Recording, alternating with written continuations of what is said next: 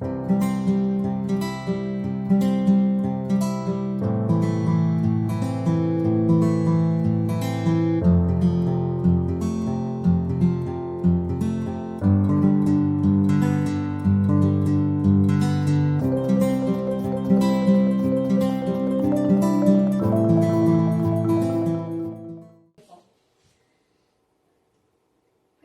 for today was initially pretty challenging.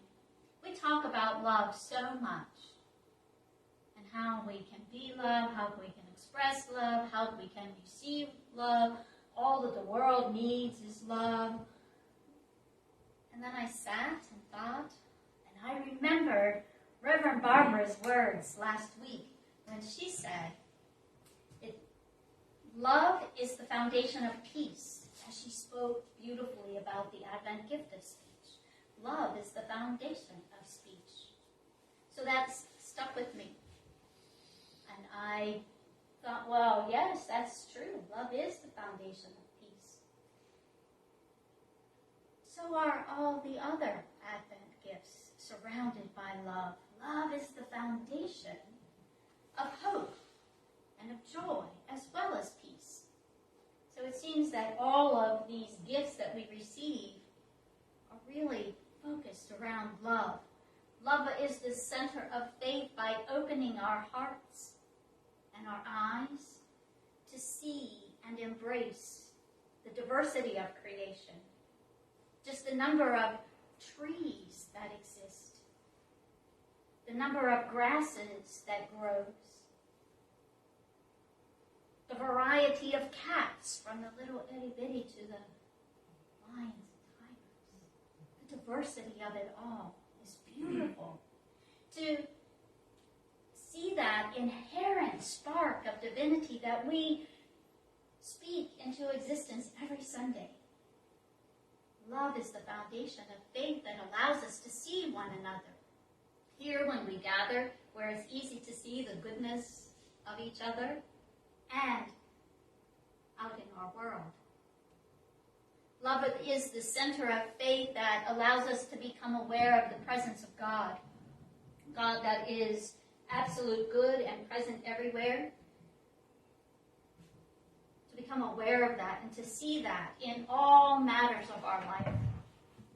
It's love that allows us to have that faith that while everything is humming along smoothly the way we imagine it to be, and everything is fun, and in those moments that are messy and chaotic, it's love that allows us to stand in faith, knowing that our good is going to be revealed if we sit and allow it. Or we can create something good out of the messiness.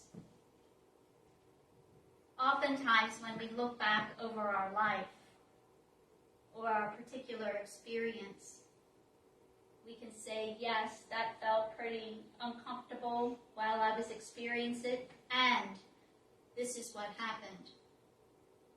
In the end, we all have those experiences of life. I hear often. Last week, grateful to Reverend Barbara for stepping in and speaking for me. I returned to Dallas to hold space as a family, celebrated the life of one of their patriarchs, a longtime member of Unity on Greenfield, his wife was. And interestingly, well before dawn on the morning of the celebration of life, another family member made their transition. So here was this family just pretty much consumed with grief,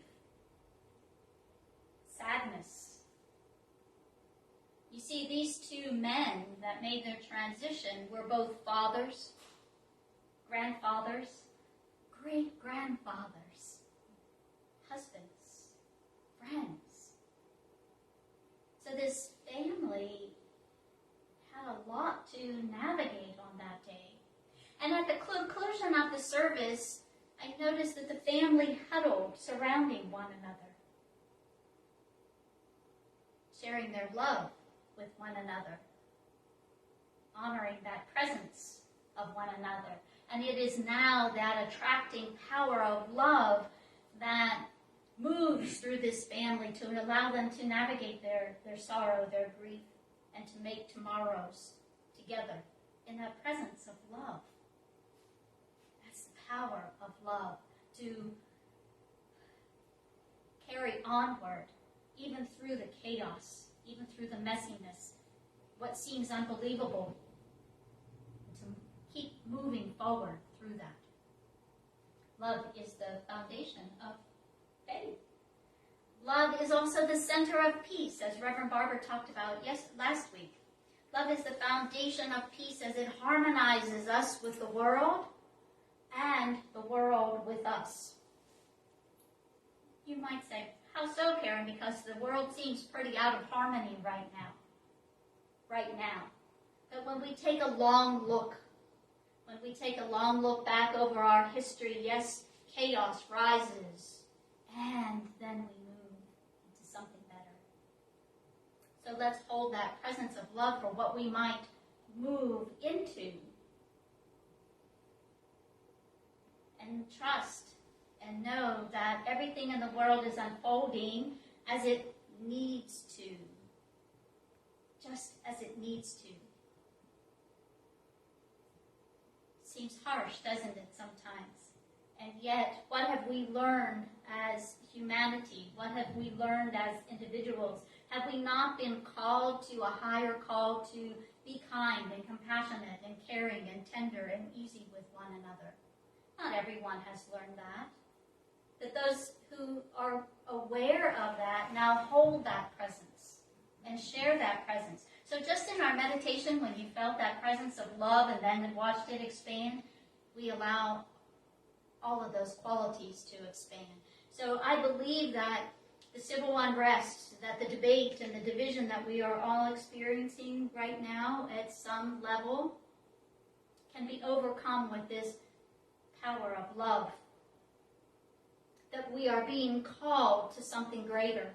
That we are being called as a nation to look at the wounds of our past and to allow them to be healed. To look at humanity and allow space for us to expand our consciousness and to deepen our awareness of our oneness. That oneness that exists because there is nothing that can separate us one from another. We are all from the same source, and that source is love. So much so that we can grow in the understanding that what happens to you happens to me. What happens to people across the globe happens to us. We might not feel the extent of any pain or joy or whatever, but it's happening to us because we are all connected. We are all part of that source. So when you suffer, there's a part of me that suffers as well. When you celebrate, there's a part of me that celebrates with you. When you stumble, I stumble with you. And when you rise, I rise as well. Love is the center that radiates outward. It's that harmonious vibration of our consciousness. Love is the center of joy, which is next week's Advent gift. So we look upon one another with the eyes of love, and we feel that vibration. Can you feel it when you talk about love and when you look at your pet or your children or your friends or your beloved and you feel love towards them? Do you feel what shifts in your physical body? It's us celebrating our pets, our children, our grandchildren, our spouses, our partners, our co-workers, our friends, and our enemies, because our enemies are only our teachers in disguise. Sometimes they wear that disguise really well, don't they? We don't recognize them. But those who we call as enemies are often our greatest teachers, teaching us a deeper, more profound way to be that Christ consciousness we say we are. Sunday in meditation and the book study and in our celebration service, we feel the joy when we share love with one another, when we acknowledge one another. So joy transcends that time and space, and we can connect by Zoom, and we can feel that vibration. Love is also the center of life. The vibration of life that can clearly see the impact of love on the tiniest, the absolute tiniest of water molecules. Steve, if you'll show that. I'm a great fan of Masaru Emoto. You might have heard of him. He's a Japanese son. He has since transitioned. But he did a lot of study with water molecules and a lot of experimentation, and took contaminated water and then exposed it to words or music. So this is a water molecule that's been exposed to the word love. Isn't it beautiful? And the next one. This is a water molecule that's exposed to the word peace. Unique and different and just as beautiful. And the next one. This is a water molecule exposed to the word happiness. And the next one. Thank you. And this is what a water molecule looks like. So imagine us being exposed to these words of love, happiness, and peace. You see, our bodies, when we are born, are 90% water. 90%. How is that possible, you say? And I'll save you the time of trying to figure that out. Our blood is 90%. Our tears, our saliva, when you think of all the bodily fluids, to know that our blood is mostly water. So if water can be impacted by exposing the word of love, imagine when we hold love for ourselves, when we hold love for each other, how we're transforming our physical form. We're transforming the structure of us. It's amazing. Now, by the time we reach a mature age, we're only about 60 or 70% water, but that's still a significant amount of water to be impacted by the words we speak, the thoughts we hold. So the next one is imagine. So I'll imagine. This is a water molecule exposed to John Lennon's song, Imagine. If this is what it does to a single chrysalis of water, what might it do for us?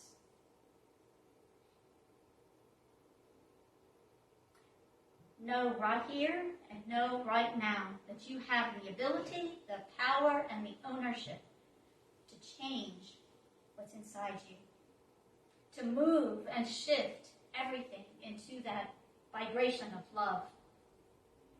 And when we see ourselves with love, then we emit that energy into the space we occupy. Our personal space is now filled with love. That love impacts the people who stand next to us, who come near us. We begin to impact their body consciousness. I'll tell you a quick story. I flew from Dallas to Columbia last year, and on the way home, I had the very last seat in the very last row of the plane, which does not recline, which didn't bother me in the least. But the gentleman to my left was very disturbed because he paid full fare and he wanted a seat that reclined. And he started to escalate.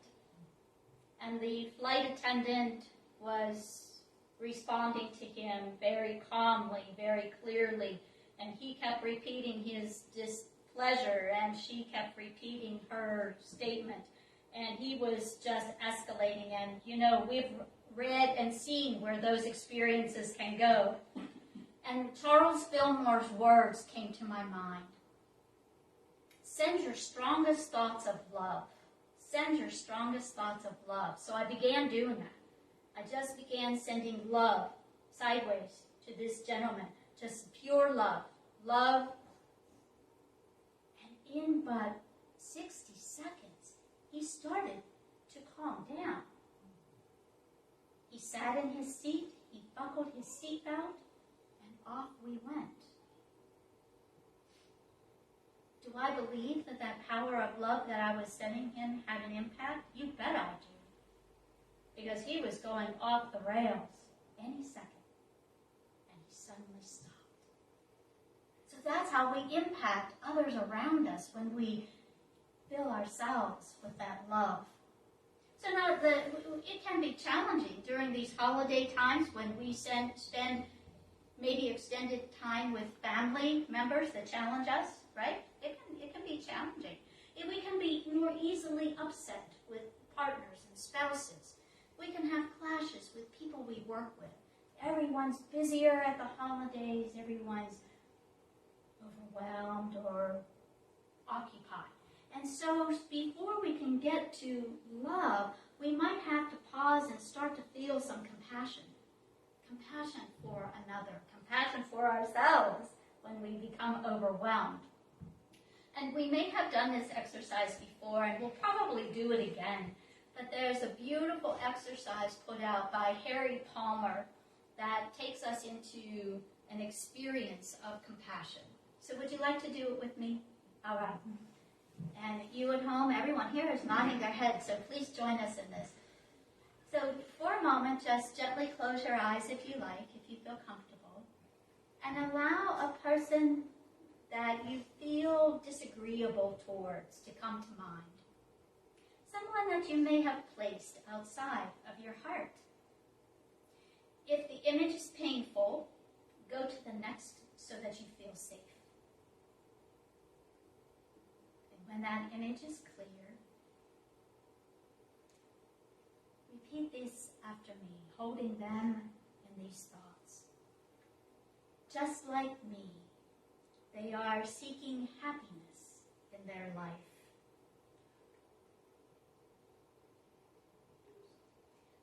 Just like me, they are trying to avoid suffering in their life.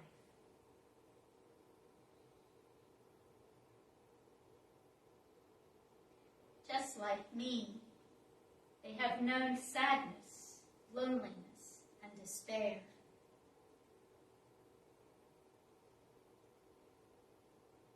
Just like me, they are seeking to fulfill their needs.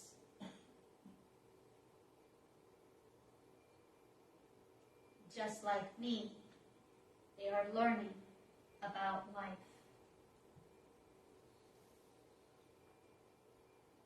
Now open your eyes and notice how you feel with this person in mind. Did you notice a shift? Did you notice a change? A little compassion. It's a beautiful compassion exercise that we'll use time and time again. When we move into the softness of compassion, we can then leap into the power of love. We might have to practice it numerous times, but that's okay. It's a practice. And love is the cornerstone of unity and all world religions. Our Hindu brothers and sisters learn that for the thing which is everywhere is only love, and love is the only thing which is like a soul within us. Love is conduct. Simply means love is God. Islam teaches its followers, when a man loves his brother, he should tell them that he loves him. By him whose hand is my soul is, you will not enter paradise unless you believe, and you will not believe unless you love each other. You will not believe unless you love each other. Should I direct you to something that if you consistently did, you would love one another? spread this greeting of peace among you. The affection to Muslims is including inanimate objects. Talking to the mountain, giving gratitude to the trees. We do that too. Our Jewish community talks about the understanding that each and every one of us is holy. And soul in Hebrew is the word nephesh, soul or breath. Soul is our breath. And from the Torah, Genesis 2:7, it says, "And God breathed into his nostrils the breath of life, and man became a living soul." So this living soul is love. Our soul is the place where we desire to give and to receive love. Beautiful. Of all the estimated 45,000 denominations of Christianity worldwide, there were 200 in the United States alone, we are taught to love God, to love ourselves, and to love one another. Wiccan is a beautiful love for nature, Mother Earth. And the Buddhists teach 4 qualities of love. In True Love, Buddhist teacher Thich Nhat Hanh shares that there are 4 qualities of this love: loving kindness, compassion, joy, and equanimity. In loving kindness, when we practice loving kindness, it's from our desire to bring happiness to another. Think of all the people that you want to be happy, that you want to participate in their happiness. You want to be a source of their happiness. That this loving kindness is deeper than just wanting. This loving kindness is the ability to bring happiness into the lives of others. And we do that by deep presence with one another, by observing them deeply, and to notice those things that they like, to notice those things that bring them joy, being that acutely present. And for compassion, compassion calls us to a deep understanding. And to be able to deeply understand, we have to deeply listen. We don't listen very well as a culture. We're busy listening while we're preparing our response. We're listening while we're noticing the pot boiling over on the stove. We're listening while we're doing a myriad of other things. And through this deep, deep listening, we can hear and we can see what will ease the suffering of another person. And that's compassion. And then we can say, I'm here for you, and be present to them. And joy. If we are experiencing suffering in a relationship, only suffering, and there is no joy, well, that's certainly not true love. Transforming our suffering opens spaces for joy. And we all have those places within us, those wounds from way back. We have those bruises that sometimes people touch, knowingly or unknowingly.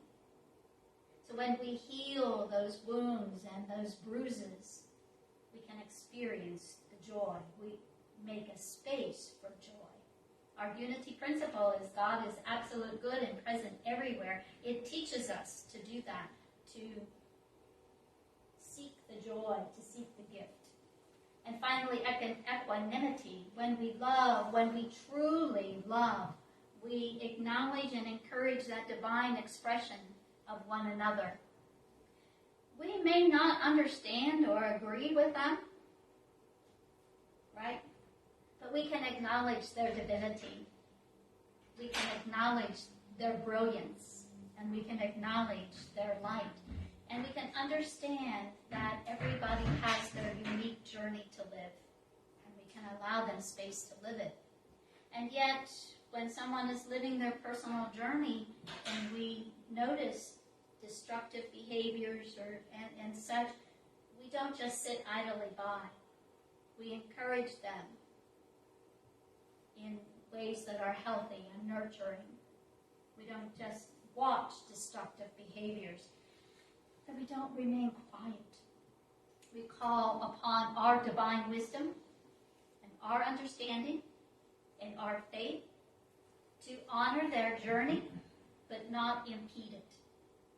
To encourage their self-expression, but not to define it. And to uplift their dreams and not to stamp them out.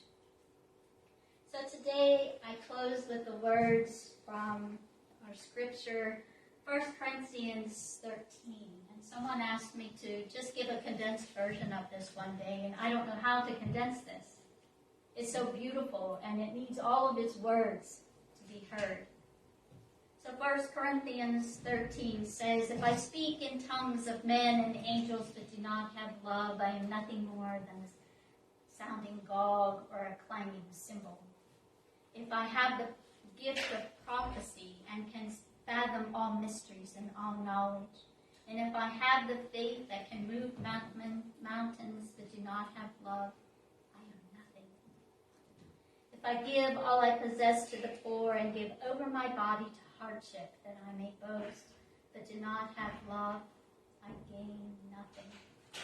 Love is patient. Love is kind. Love does not envy. It does not boast. It is not proud. It doesn't dishonor others. It is not self-seeking. It is not easily angered, and it keeps no record of wrongdoing. Love does not delight in evil, but rejoices in the truth. It always protects. It always trusts, always hopes, and always perseveres. Love never fails. But when there are prophecies, they will cease. Where there are tongues, they will be stilled. Where there is knowledge, it will pass away. For we know in part and we prophesy in part.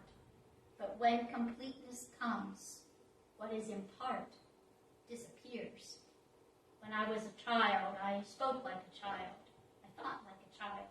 I reasoned like a child. When I became full grown, I put away the childhood things. For now I see only a reflection in the mirror. Then I shall see face to face.